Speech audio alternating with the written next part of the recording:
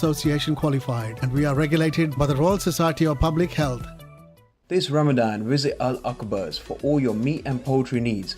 We buy only the highest quality meat and are HMC registered. We've got some amazing offers on all our products this Ramadan, and we provide free local delivery for all our customers. We also cater for restaurants and large events, so no matter how big or small your order is, Al Akbar's is the name to remember. Visit us now at 51 to 53 Upton Lane, Forest Gate, E79 PA, or call us at 0208 472 5742.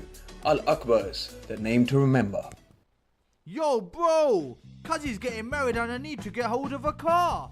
Yar, I know some boys who know SPM car hire. They got the best cars in town. Rolls Royces, Ranges, Maseratis, Aston Martins. Cause you name it, they got it with the best prices in town. Sorted. Looks like I'm going to this wedding in a Rangy then. They'll drop off the car and pick you up once you're done. Just give them a ring on 01798 397 916 or visit them online spmhire.com or find them on Instagram. Looking for meat and groceries? Look no further than Waris Food Store in Walthamstow. Visit the store to view our special Ramadan offers. 420 Hull Street, Walthamstow, E17 9AA. Or for free delivery, call us on 0208 521 0000. We have fresh deliveries of poultry and vegetables every day. Waris Food Store in Walthamstow. Reliance Solicitors fight to protect your legal rights. Our firm offers a wide range of services including immigration, family law, commercial law, civil litigation, personal injury, landlord and tenant disputes and employment law. Visit us at 602A High Road, 7 Kings, Ilford, IG3 8BU or call 0207. Assalamu alaikum wa rahmatullahi wa barakatuh. This is Ramadan FM 2018. I am your host, Old Mahmood, and today we'll be discussing the Palestine show. Today is the Palestine show. We'll be discussing Palestine, the ongoing issue, and exactly what's going on and how to understand it. Palestine is the home to the third holiest site in Islam, Masjid al-Aqsa. It is a sore point for Muslims across the world. The issue is ongoing and been going on for a very long time. Freedoms are curtailed, human rights violations, people being killed, unlawful and immoral sanctions on the Gazan people, territory illegally curtailed, and millions of Palestinian refugees. There is so much discourse and, I guess, emotive language around the conflict, and it's really hard to understand what is actually happening on the ground and what has actually happened in the past. Today's show will try to go in depth to understand the conflict and understand what can be done, if anything can be done. We will go through the history, current situation, and any future progress that can be possibly made. We will be speaking to a top acclaimed academic in the field, Professor Avi Schleim from the University of Oxford.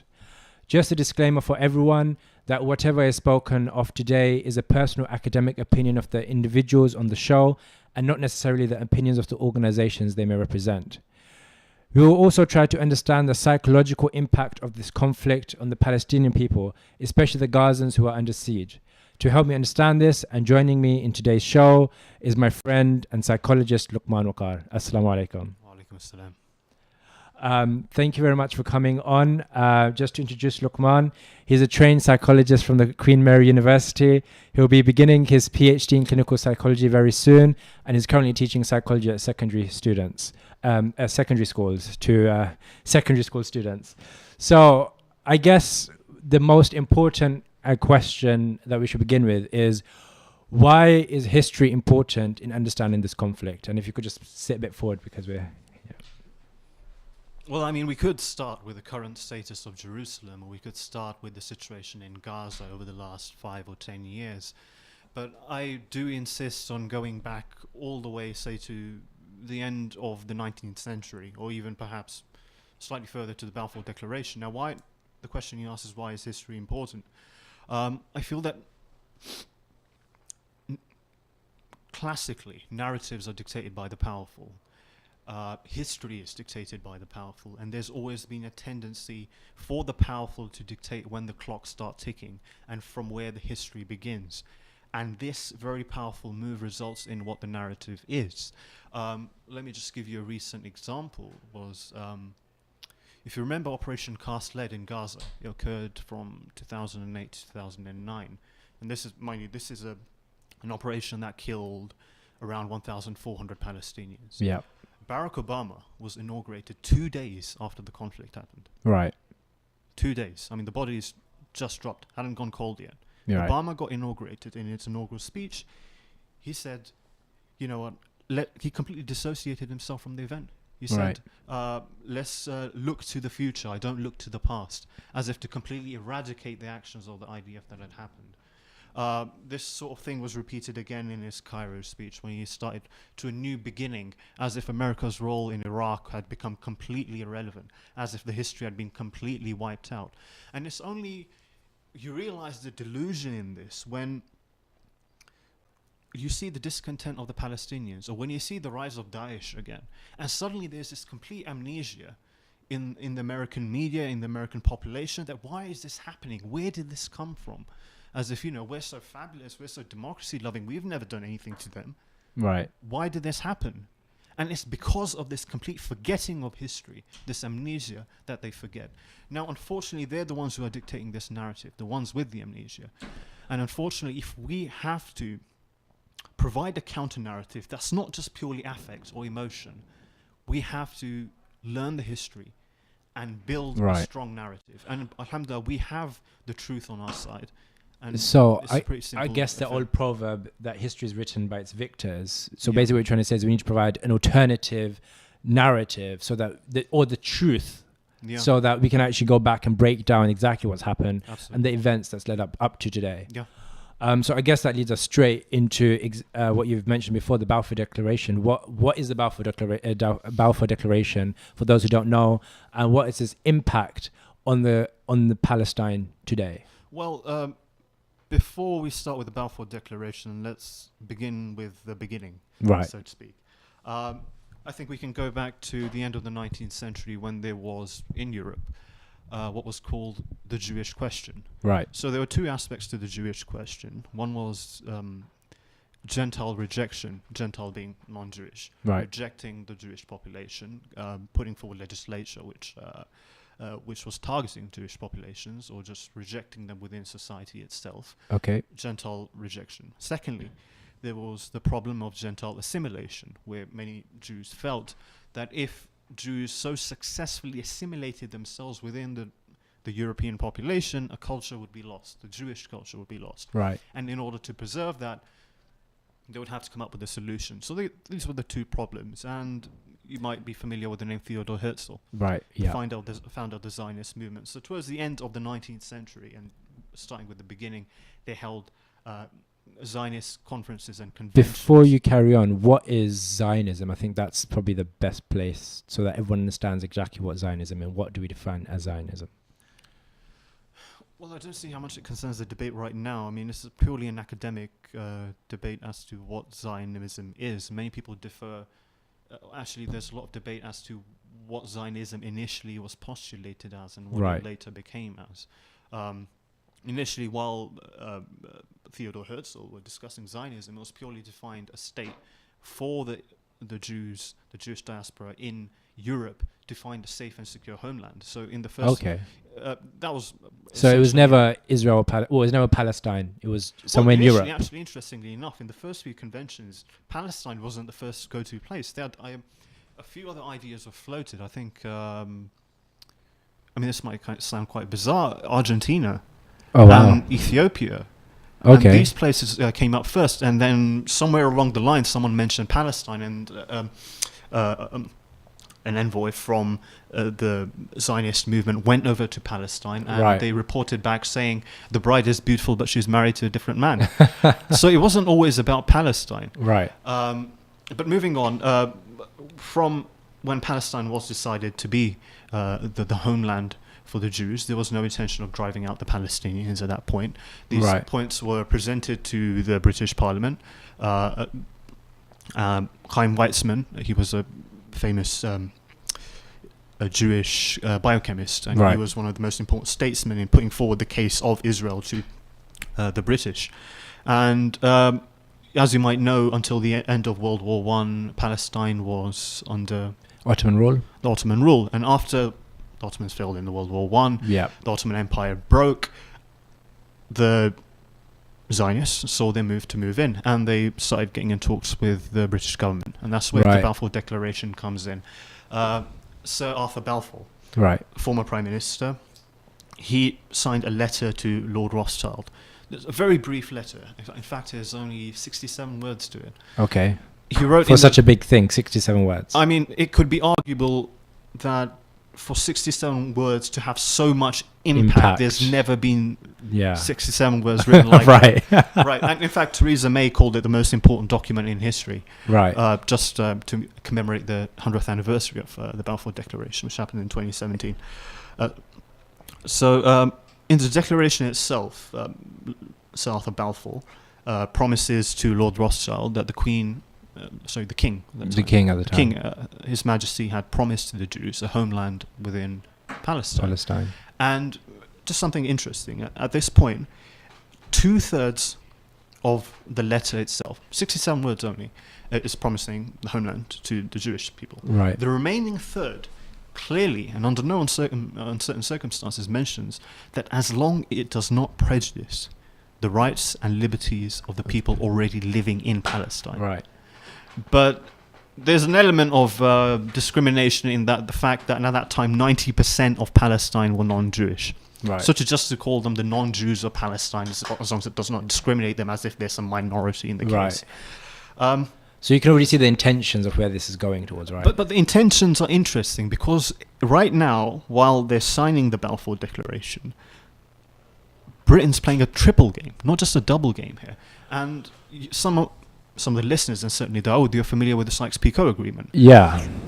Following the end of World War One. So let's just for everyone, for everyone's information, what the accord is that when the Ottoman Empire broke up, it was carved up. The Middle East was carved up by Palestine.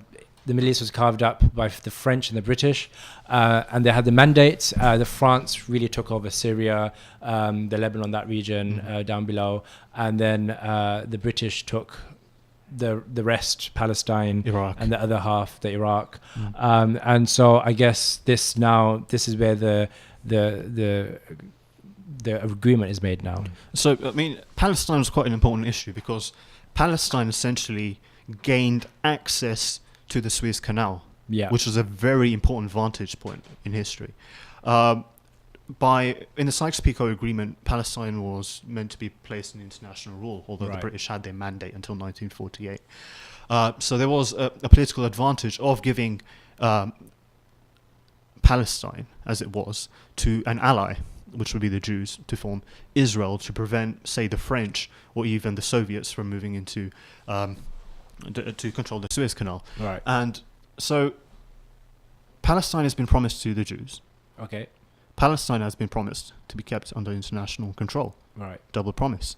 Now there's a third one, which is known as the McMahon-Hussein Agreement, where the British promised, in order to garner the support of the Arabs against the Ottomans, they promised them that if you fight against the Ottomans, we'll give you a free Arab state. And there was an underlying assumption, and part of this is academic, to argue whether or not it was an assumption that Palestine would be included with this. But the point remains, it's a triple game, and everyone was to lose. Well, the Palestinians were to lose. And who's to blame for this and entire who's to thing? blame? Well, let's just leave that at that. So we're running out of time before we have to go into the break. And let's speed up to, I guess, we had the 67 war. Right. Palestinians slowly but slowly, they were kind of being moved out, shifted since the Jewish started to settle in, and then that led to essentially a full state being created, the state of Israel, within the Palestinian boundaries and the borders, and that, where do we go from there? Okay, just so in the interim period, you had a civil war in 36. In 1948, the Nakba, 700,000 Palestinians expelled from Israel. Yes. Originally, the narrative was that they just packed their bags and left, or there was some radio broadcast telling the Arabs that you move out for now, and then the Arabs will drive the Jews to the sea. This was Israeli narratives, but Right. but with So not true. with recent scholarship with Avi Shlaim, Ilan Pape, Benny Morris, they looked at the documents which had been declassified and found solid evidence that these Palestinians were victims of ethnic cleansing. They were removed. So this Right. is just a very important point for the fact of the right for return, which we'll come to on later. 1948, 1949, the first Arab-Israeli war. Now, to understand the 1967 war, I'm just going to briefly touch on the Suez Crisis of 1956. Right. This is a war, just to understand, is that in 1956, Gamal Abdel Nasser, Nasser, yeah, he of Egypt. sorry, Of Egypt. of Egypt, he nationalized the Suez Canal. Yeah. Now, this was unacceptable to the West, who needed that as an access to the Southern Hemisphere. So the Suez Canal, for everyone who doesn't know, is an international shipping trade route that allows the East and the West to really conjoin everything that's coming from the East, from China, from the East. It goes through the Suez Canal, through the Mediterranean, and out into the Atlantic. So that's an incredible part of international, even now, international trade. So nationalizing that would have been an We just- outrage. Yeah, outrage. Everything would have been collapsed. I mean, there was breaking news in Britain when that happened. Exactly. And so what Britain, France, and Israel, they co-conspired for Israel to attack Egypt, and then later on Britain and France would get involved to pretend to peacekeep. But later it transpired that this was all a conspiracy, and Right. all three of them were involved from the start. And this isn't like some sort of conspiracy theory. This Oh, is no, actually like declassified. documented, Yep, declassified absolutely. documentations. Right, Absolutely. okay. So the result of the war, just to quickly move on to 1967, and I'll tell you why this particular war was quite important, was the Suez is... between the Suez and Israel is the entire Sinai Peninsula, and this is quite important for the 1967 war. Israel moved in. Abdel Nasser fought back. Eventually, after agreements with the Soviets and the United States, Britain and France had to humiliatingly pull back. Israel had to pull back as well. And within the Sinai Peninsula, you had the UN Special Forces, the emergency forces were deployed for the first time. Right. And this was a massive victory for Nasser. He was like an Arab hero who stood up to, all the imperial powers, France and Britain. Yeah. So this is the mindset between 1956 and then the 1967, which I think is a very important watershed point to what happened. So within those 11 years, the entire Sinai Peninsula is a buffer zone, and deployed in it is the UN forces, the security-keeping forces. In 1967, Nasser decided to ask the security forces to move out, and he moved his forces into the Sinai Peninsula as a show of power. After doing that, he decided to close the Straits of Tiran, which is basically an access port for all shipping coming to the south of Israel. Now, Israel perceived this as an act of war. And then what happened? Perceiving this as an act of war, Israel attacked, there had been an agreement with Syria. Well, there was a false rumor spread through the Soviets that Syria was gathering forces from the north to attack Israel from the north. Right. Taking that lead, Egypt moved its forces to the Israeli border, and within hours, Israel had destroyed almost the entire Israeli aircrafts, Syrian aircrafts. It was absolutely humiliating. They'd taken over the entire Sinai Peninsula. Israel took over the entire West Bank from Jordan. Right. Israel took over Gaza. Israel took over the Golan Heights in Syria. Right. So it was a very expansionist. Oh yeah. So within a few years, how many years? Less than 20 years since independence, Israel had taken over the entire mandatory Palestine, which existed in 1948 and beyond. Right. So now I guess that's a really in-depth history up to the 67 war. We're going to go into the break now, and we're going to have acclaimed academic Professor Avi Shlaim, who will be discussing with us the current situation in Palestine, how we can reflect on the history of that, and how we can really understand, is there a two-state solution to this problem? Because we can see that Israel is an all-powerful state. Palestinians don't have that. and there's no one standing up for the Palestinians. The West is supporting Israel, and the Palestinians are left. And we've seen literally hundreds of people die within the last couple of months, which is wholly unacceptable. So we'll be having Professor Avi Schleim on straight after the break. 598-9938 or visit our website at www.flightmasters.com. Do you dream of traveling to those blessed lands where the beloved of Allah was born? Does your heart yearn for Medina, the city of the beloved? If it is your time to experience a spiritual journey words cannot justify, then join us at Sam Travel and Tours and book your Hajj and Umrah packages today. We offer group and tailor-made packages for all your requirements. Based on Romford Road in London, for our last 10 days Umrah package, please call us on 0208 478 8911. Ramadan FM 2018. The voice of British Muslims. MR Accountants provide a full range of accountancy and taxation services, including annual and management accounts, self-assessment, tax returns, VAT, bookkeeping and payroll services to all different types of businesses. With our in-house chartered accountants, you can be guaranteed to save money. Contact us now on 0203 432 9138. कितनी बार कहा है कि घर को साफ रखा करो, मैं तो थक गई हूँ सफाई कर करके। उफ, ये कॉकरोच, चूहे, कीड़े मकोड़े घर में घुस आए हैं। कहाँ जाऊँ, किसको बुलाऊं? माँ, बहन, बीवी और बच्चे, किसी को भी इंसेक्ट्स नहीं लगते हैं ये अच्छे। So don't worry, I'll call City Pest Control. Deal with cockroaches, mice, rats, bed bugs, fleas, flies, all types of. Welcome back. This is Ramadan FM 2018. We're discussing the Palestine conflict. We've had a really in-depth analysis by Luqman Waqar on the history and what's really leading up to the conflict, what we have today. And before we get Professor Avi Schleim on the phone, who is an acclaimed expert on the conflict and on the region, we're going to be discussing the Oslo Accord very quickly. What is the Oslo Accord and how is that significant in understanding where we are today? So between 67 and Oslo, we just need to understand that the areas Israel had taken up in 1967, following that the UN proposed Resolution 242. And that said that Israel has to give up all the territories it had occupied at that point. The West Bank, Gaza, the Sinai Peninsula, and the Golan Heights. Right. So the whole raison d'etre of every peace process following this was the implementation of Resolution 242. Right. And after the rise of Palestinian nationalism in this, the PLO get involved. Arafat, he becomes the icon of the whole peace process. In 1988, following the first Intifada, the PLO decides to accept the two-state solution, decides that they will engage with dialogues with Israel, right, and accept 242 as the basic parameter. This is where Oslo gets involved. Now, in this particular scenario, we have to understand that Arafat, he himself was backed up in a corner.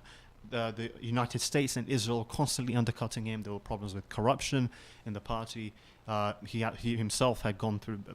He was in a plane accident in 1991 or 1992. The Madrid conference had been taken part without the PLO and Arafat. So seeing this, Israel and not the United States at the time, but Israel under Yitzhak Rabin, the Labour Party decided to get involved with a dialogue with a weaker Arafat. Right. So they met Arafat in Oslo repeatedly over several months, and it culminated with what we have, the Oslo Accords, which came in that famous handshake on the White House lawn between Yitzhak Rabin and Yasser Arafat, and supervised by President Clinton. Now, the Oslo Accords, what it essentially was, is divided into two parts. There was a signing of letters between the two leaders, and there was what was subsequently known as the Declaration of Principles. Right. In the signing of letters, this is the most interesting point about the Oslo Accords, is that Arafat, in the letter he signed to Rabin, it clearly states that PLO will renounce all violence, wiping out the entire Intifada and all the efforts that came with it. PLO will recognize the state of Israel. Right. PLO will push a resolution 242 for a two-state solution. And remember, no violence. Now, what does the letter from Rabin to Arafat say? Israel will recognize the PLO as representatives of Palestinian people. That's it. Right. So So, I not really saying not saying that they're going to accept the two-state anything. solution. So Nothing.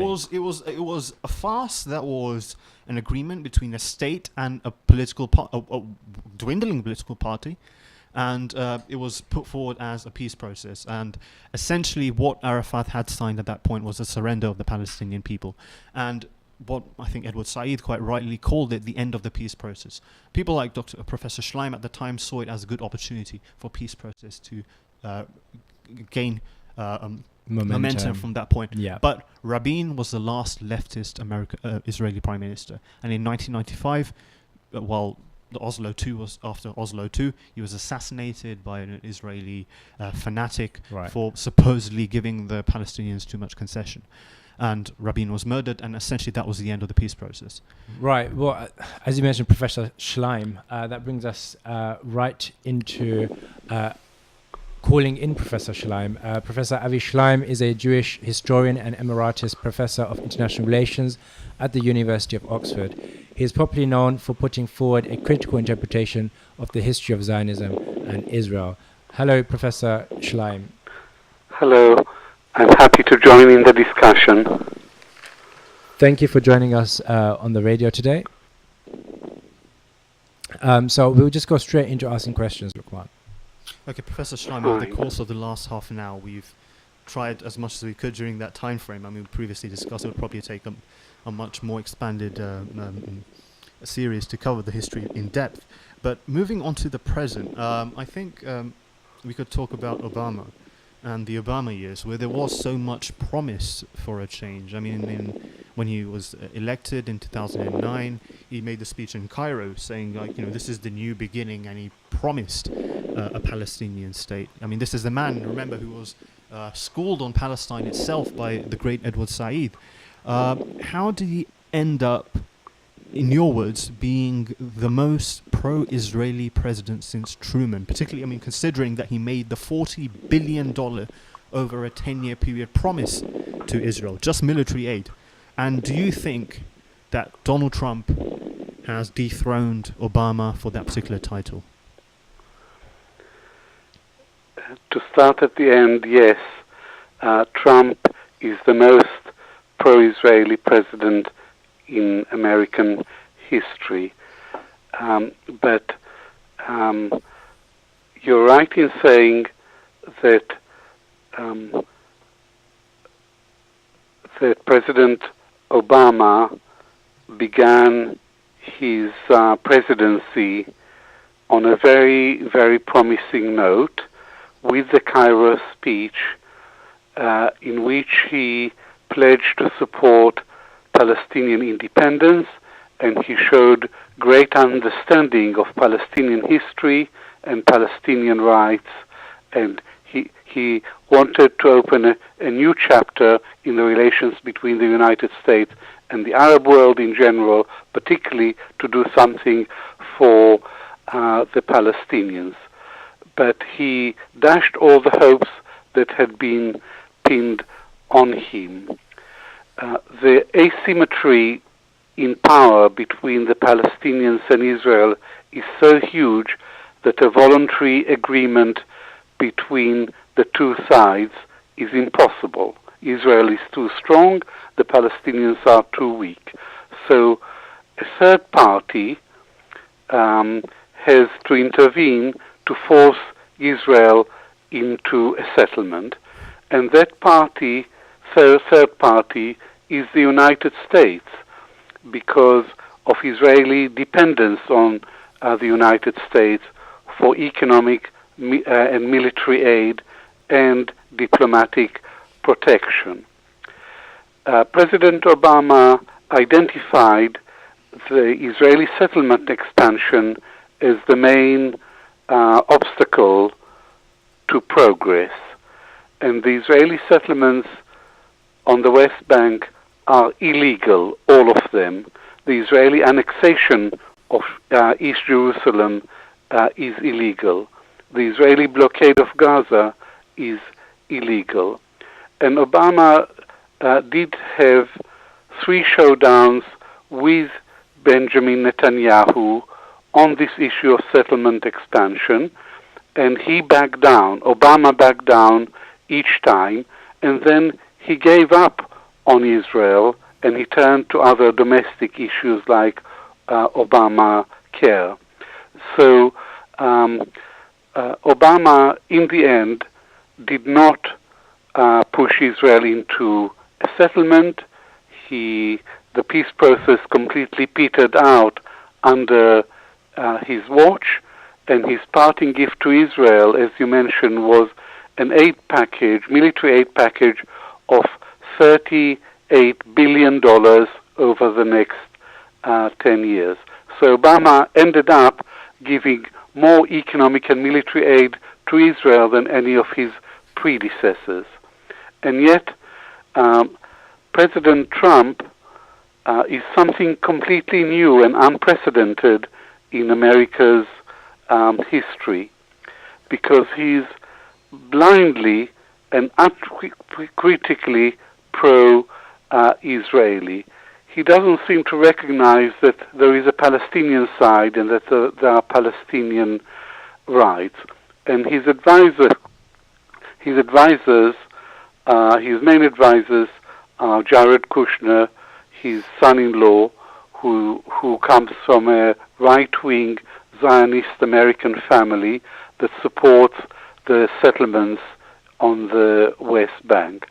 His ambassador to Israel is David Friedman, formerly his bankruptcy lawyer, who is he's actually to the right of Benjamin Netanyahu in that he supports the settlements. He was a fundraiser for the hardline settlement of Beit El on the West Bank, and he supports the annexation of the settlement blocks to Israel.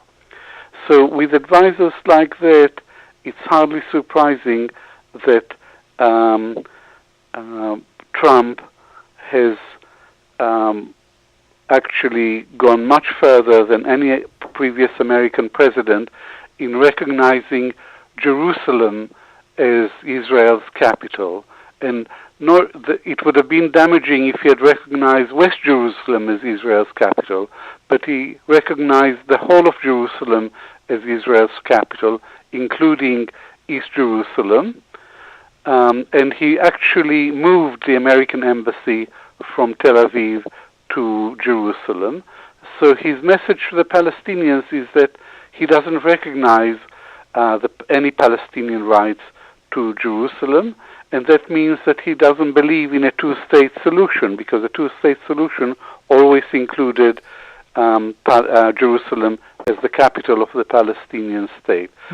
So we have an American president who supports Israel to the exclusion of any balance in American foreign policy. So with regards to Jerusalem, it was in all the peace processes, it was part of a permanent settlement deal all the way in the end to be decided. So for Trump to come in and say Jerusalem is the capital of Israel and this is for peace, is he deluded? Is he insane? Does he even understand the crisis in Palestine? Does he even know what a two-state settlement is?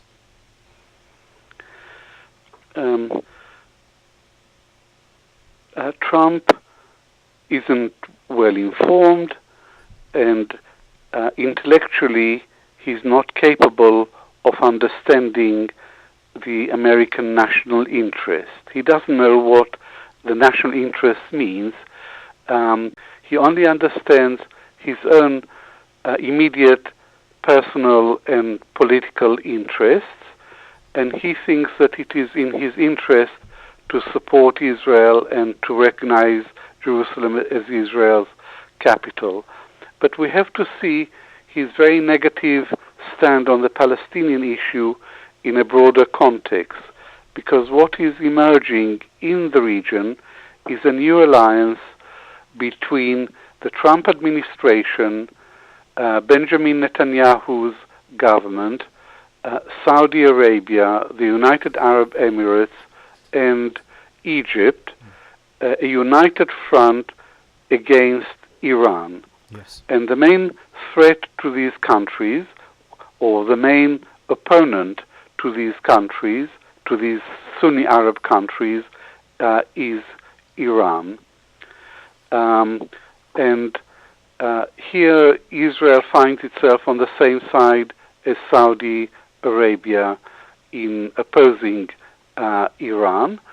And Trump has withdrawn from the Iran nuclear deal of 2015. He's not just withdrawn from that deal, but he wants to destroy it, and he's putting pressure and threatening sanctions against America's European allies if they don't go along with his new sanctions against Iran. Well, Netanyahu and all this new alliance completely sidelines the Palestinians. Trump has nothing to offer the Palestinians, just as Netanyahu has nothing to offer them. So they don't have any bargaining power, any leverage in this constellation of forces in the region. So I think you perfectly summarized the present solution. The present situation. Now, looking onto the future, the debate mostly revolves around whether a future settlement in Palestine can be of a one-state settlement, a two-state settlement, or what's happening right now, which is the other one-state settlement, where it's just a greater Israel, where they continue to expand with no regard for the Palestinian population and the refugees, increasing. As I understand, you went from a lifelong supporter of the two-state settlement to the one-state. So could you just briefly explain what a one-state settlement entails, what is a two-state settlement, and why you made that academic shift? Well, to start with a two-state solution, for decades I supported that because it was the most reasonable solution to the conflict between the two national movements. It didn't offer complete justice to the Palestinians, but relative justice.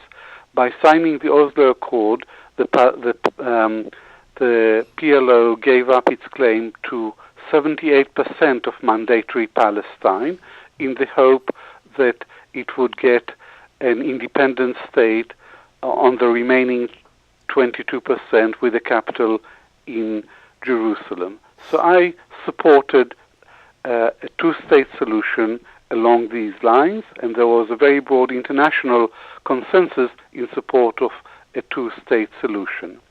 But Israel, by its own policies, has destroyed the basis for a two-state solution. Israel has systematically destroyed the basis for a two-state solution by expanding settlements on the West Bank and by building the so-called security barrier on the West Bank, which is illegal. It would have been legal if it had been built on the Israeli side of the border, but as it is, it bites deep into the West Bank. And Israel, the Likud, the ruling party, never accepted an independent Palestinian state. Netanyahu once back in 2009, made one speech in which he said he would accept a demilitarized Palestinian state. But in the lead up to the last election, he made it absolutely clear that there will be no Palestinian state on his watch. Most of the his coalition partners are more nationalistic than he is, like the Jewish Home Party, led by Naftali Bennett, who advocates the outright annexation of Area C, which is 60% of the West Bank. So we have an intransigent, nationalistic, right-wing Israeli government which rejects Palestinian independence. And this is why I have shifted from supporting a two-state solution to supporting a one-state solution with equal rights for all its citizens. But do you still entertain the possibility within a two-state solution of possible a land exchange of equal value? Or even as Dr. Eugene Rogan, one of your colleagues, he puts a solution of refugees for settlers trade. Are you aware of his solution of this, or should I elaborate on it slightly?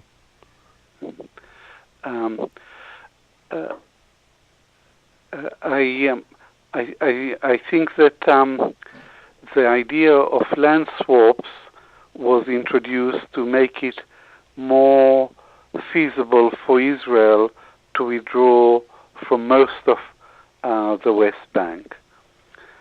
So the idea of land swaps is that Israel would keep some of the settlement blocks, maybe about 10% of the territory of the West Bank, in which 80% or so of the settlers are concentrated, and Israel would compensate the Palestinians by giving them some of its own land around the Gaza Strip. But Israel has never agreed to negotiate on the basis, or rather, I'm sorry, the present government, led by Benjamin Netanyahu, has never agreed to peace negotiations based on the 1967 lines with land swaps. Effectively, the current Israeli government says that there are only Jewish rights to the West Bank and there are no Palestinian rights to the West Bank. That is the reason for the deadlock. Okay, but say now you agree with the first one-state solution. Just to recap, since the turn of the century, in the Knesset, there's been either a Likud or a Kadima. I mean, we're talking about far-right parties.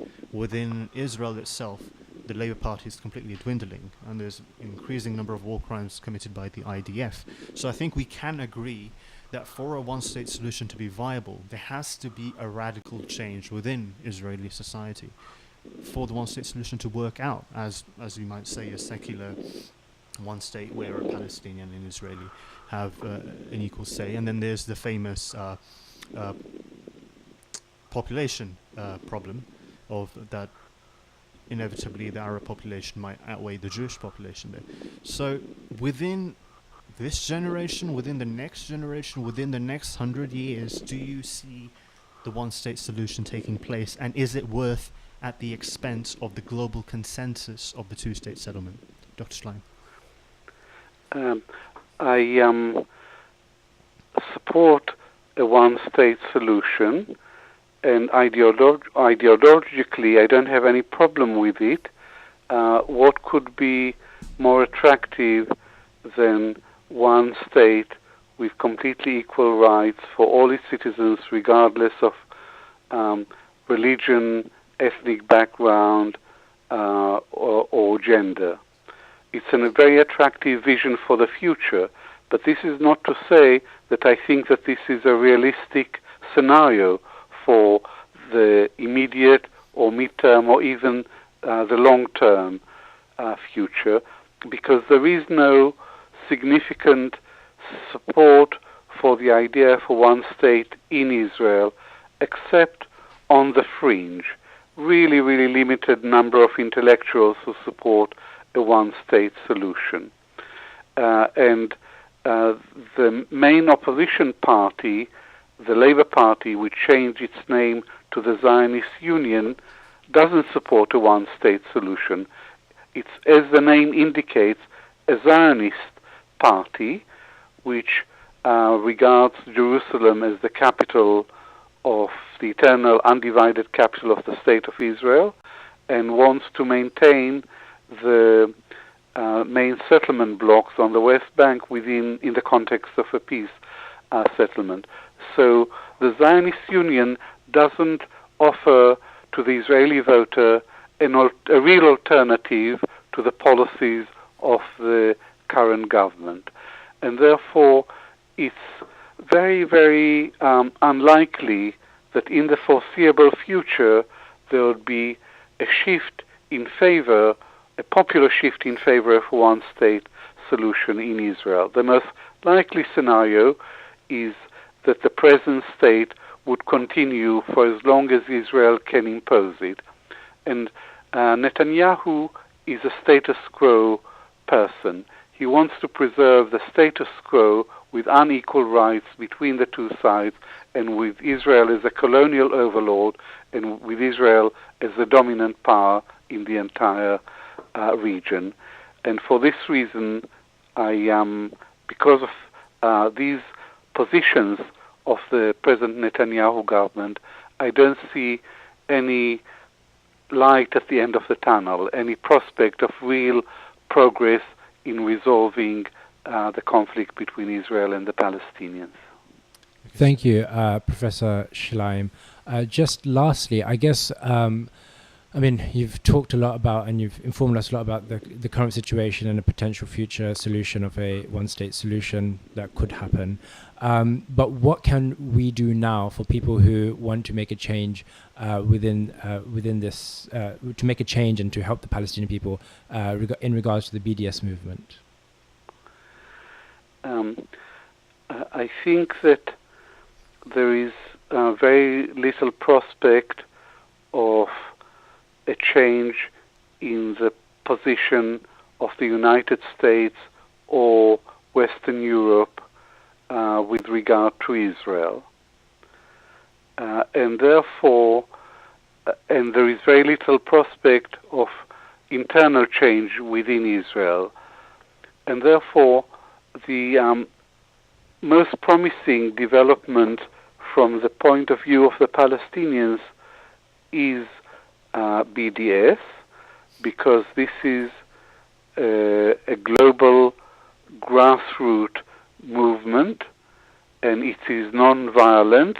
Its methods are non-violent. It's very important to stress that. And its main objectives are grounded in international law. The main demand is an end of the occupation, an end of the colonization of the West Bank, the dismantling of the security barrier.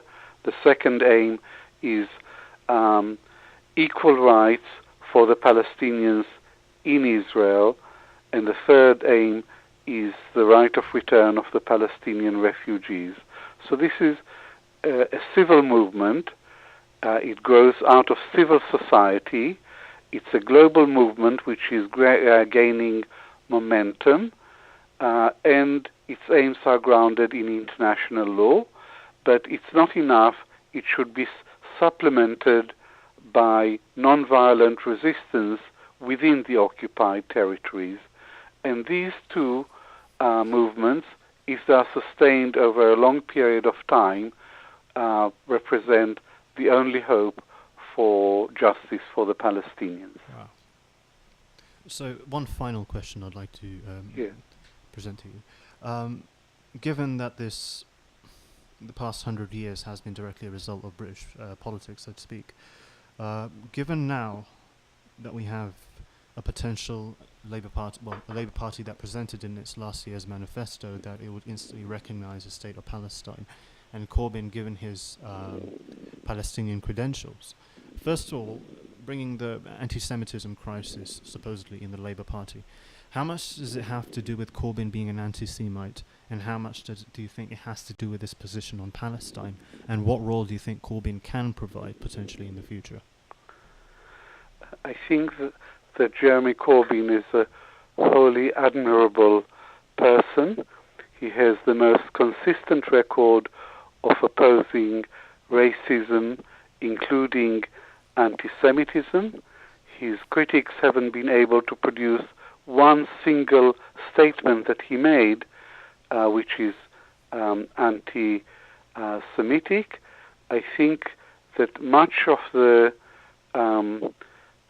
hostility towards Corbyn from the friends of Israel in this country comes from the fact that he is a consistent supporter of Palestinian rights and Palestinian statehood.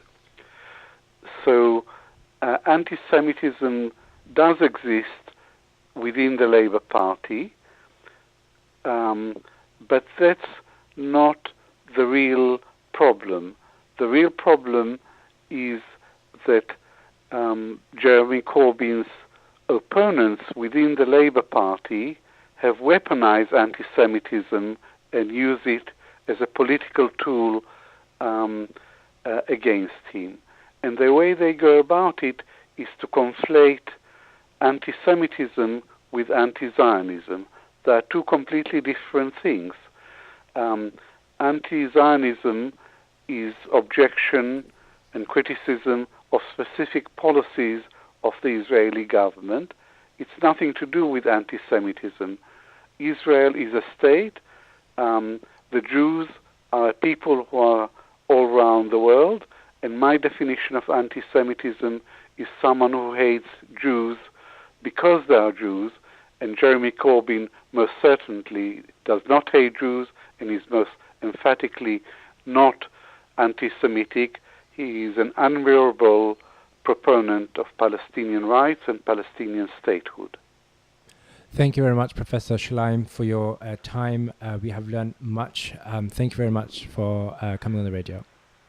Thank you. All the best. Goodbye. Thank you. Goodbye. That, ladies and gentlemen, was Professor Schleim, a Jewish historian from the University of Oxford. We have really learned quite a lot about the potential solution, whether it's a two-state solution or one-state solution. There's so much to be debated upon. I mean, the topic is never-ending. I mean, me and Luqman were speaking, and we could do an entire 10-part series on this and still not even cover the beginning. We're going to go into a short break now, and we'll come back and we'll be discussing exactly what we can do to help the Palestinian people, whether that's BDS, protest lobbying, whatever it is. So we'll come back after a very, very short break. 143. Email info@universityofbusiness.eu. Solicitors in. You can expect a variety of services from us, ranging from family law, immigration, human rights, money claims, personal injury, and many more. We are committed to providing you with the best legal advice suited to your individual circumstances. Drop us a call on 0203 500 8000. Our office is located at 62 Barking Road, East Ham, E6 3BP. Why spend summer in your room when you can fly off to your dream destination with facilities like car hire and hotel bookings? Well, Flight Masters have got you covered. We offer holiday packages, city breaks, and flights at the most reasonable prices with the best provision of services. So why delay? Call us today on 0203 598 9938 or visit our website at www.flightmasters.com. Do you dream of traveling to those blessed lands where the beloved of Allah was born? Does your heart yearn for Medina, the city of the beloved? If it is your time to experience a spiritual journey words cannot justify, then join us at Sam Travel and Tours and book your Hajj and Umrah packages today. We offer group and tailor-made packages for all your requirements. Based on Romford Road in London, for our last 10 days Umrah package, please call us on 0208 478 8911. Ramadan FM 2018. The voice of British Muslims. MR Accountants provide a full range of accountancy and taxation services, including annual and management accounts, self-assessment, tax returns, VAT, bookkeeping and payroll services to all different types of businesses. With our Welcome back from the break. This is Dawood Mahmood. This is Ramadan FM 2018. Sitting with me is Luqman Waqar, our in-house psychologist. Today we had so much to discuss on the show. We've absolutely run completely out of time.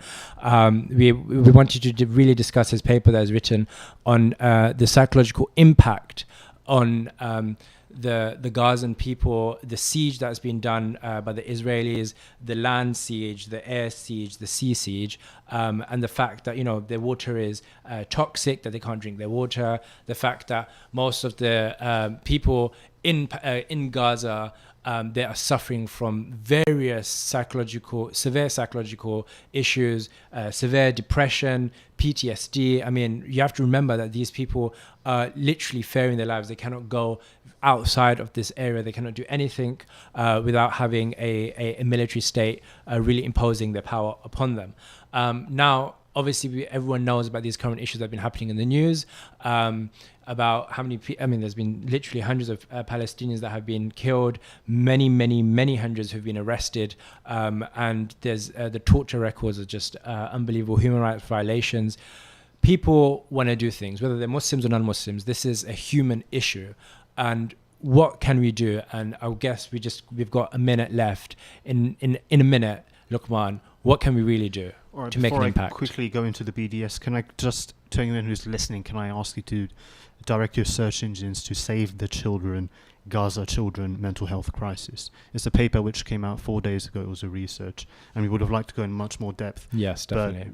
But with the time we have, I would implore you to put it into your search engines and read the paper and read the report.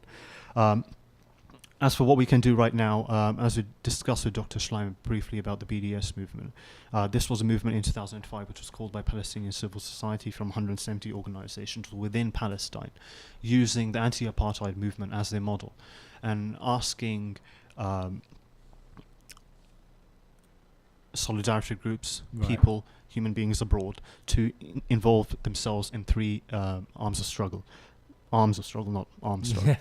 The boycott, the divestment, and sanctions of Israel. So the boycott covering withdrawing support from Israeli and international companies that involved directly in the violation of human rights, as well as Israeli sporting, cultural, and academic institutions. Now, there's a bit of a debate that which part of it we should get involved in.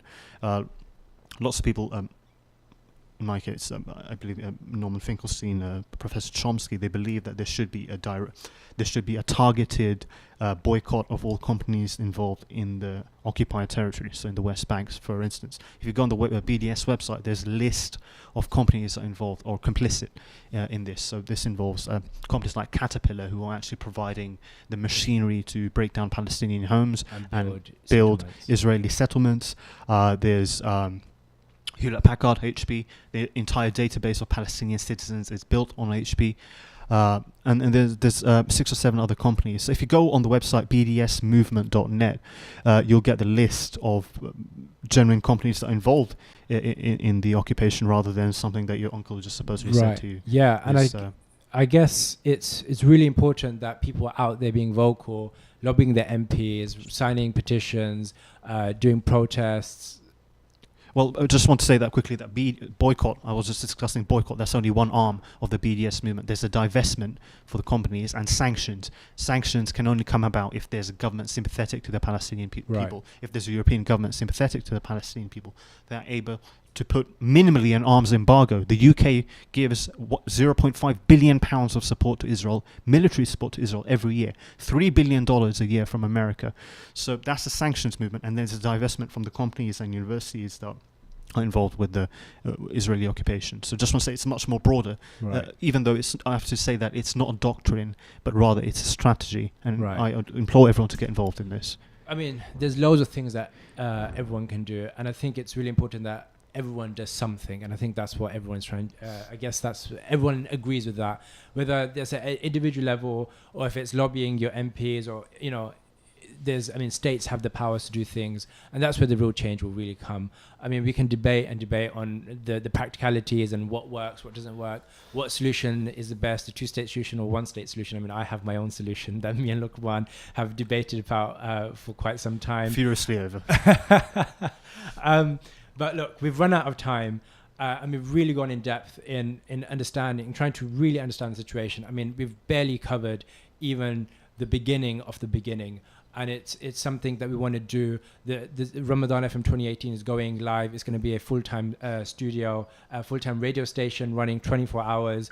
Hopefully soon it will be going live, and we will be doing a long series on this, really getting into the academic debates, really bringing in the top academics and professionals, like we had Professor Avi Schleim.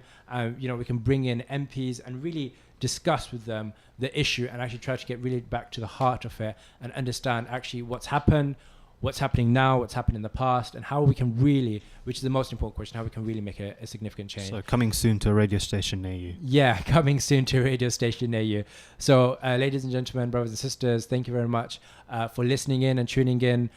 Don't forget to retweet us at Ramadan FM 2018. Don't forget to keep listening in and supporting the radio station. I've been Daud Mahmood, this has been Luqman Waqar. Thank you very much and ma'as salama. Walaikum salam. Ah, the basit.